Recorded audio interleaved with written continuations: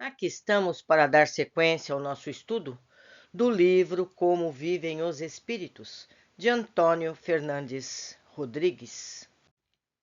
Sexo, amor e casamento na vida espiritual. Diz aqui o texto: Lacínia e eu fundaremos aqui dentro em breve nossa casinha de felicidade, crendo que voltaremos à Terra precisamente daqui a uns 30 anos. André Luiz, no livro Nosso Lar. O desencarne não altera o nosso modo de proceder. Continuaremos ainda presos aos nossos costumes e necessidades, sejam elas de ordem física ou mental. Assim sendo, prosseguiremos a comer, beber, a nos divertir, a trabalhar, a estudar, noivar, casar e etc. E não poderia ser de outra maneira, pois continuaremos com um corpo físico, embora fluídico, mas com todas as necessidades que um corpo exige, variando segundo o estado evolutivo de cada criatura.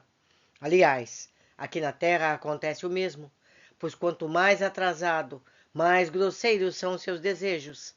Há, no entanto, aqueles que conseguem abster-se de muita coisa, ainda indispensável para a maioria, tais como tomar bebidas alcoólicas, fumar, jogar, entre outras coisas. No filme Irmão Sol e Irmã Lua, Francisco de Assis, vendo que um de seus discípulos não conseguia manter-se casto, autoriza-o a casar-se, dizendo-se que era melhor que casasse do que viver abrasado pelos desejos sexuais.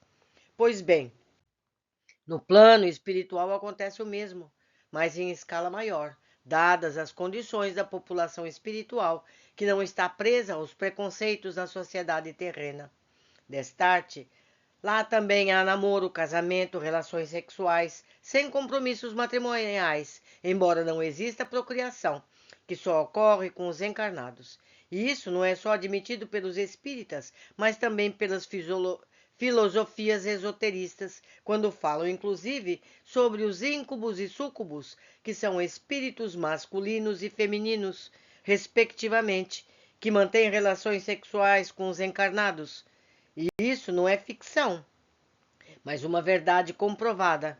Tais entidades demoníacas, segundo algumas religiões, são espíritos inferiores conforme a doutrina espírita. André Luiz também fala sobre esse assunto no livro A Vida Continua.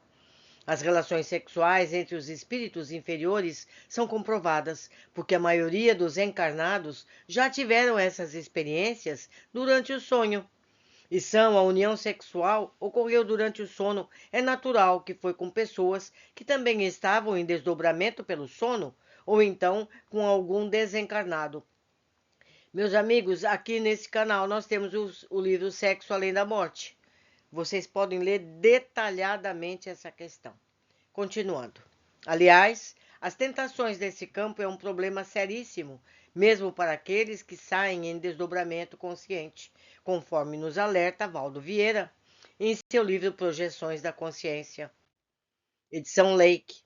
Também Ranieri no seu livro Sexo Além da Morte, que eu acabei de dar aqui o exemplo para vocês, está lido aqui no canal, que também trata desse tema.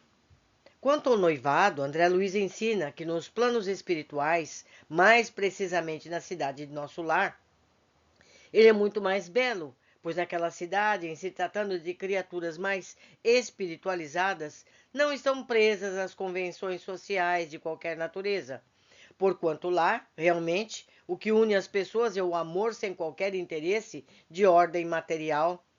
O amor nas esferas espirituais mais elevadas é algo sublime, que está acima dos desejos sexuais, pois os pares se atraem por algo indefinível, que poderíamos denominar de amor, na falta de outro termo, que é o alimento das almas. É por isso que as pessoas que vivem sozinhas são tristes, propensas ao suicídio, porque lhes falta o que é mais importante para o ser humano: o amor.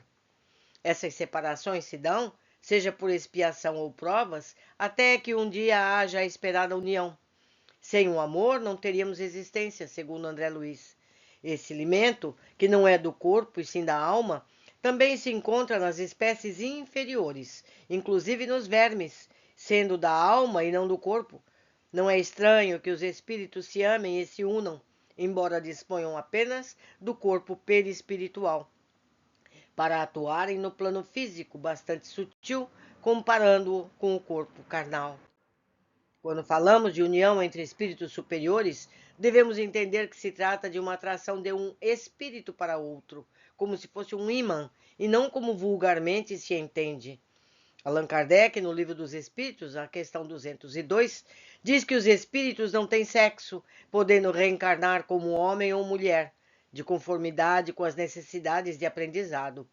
E na pergunta 200, a resposta é que os espíritos não têm sexo como nós entendemos, isto é, segundo a condição orgânica. Acrescenta que há entre os espíritos amor e simpatia, mas baseados na afinidade de sentimentos.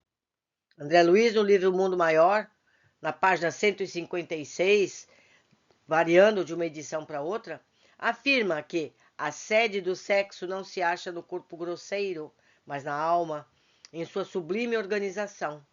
Declara ainda que nas regiões mais altas, a feminilidade e a masculinidade constituem características das almas acentuadamente passivas ou francamente ativas.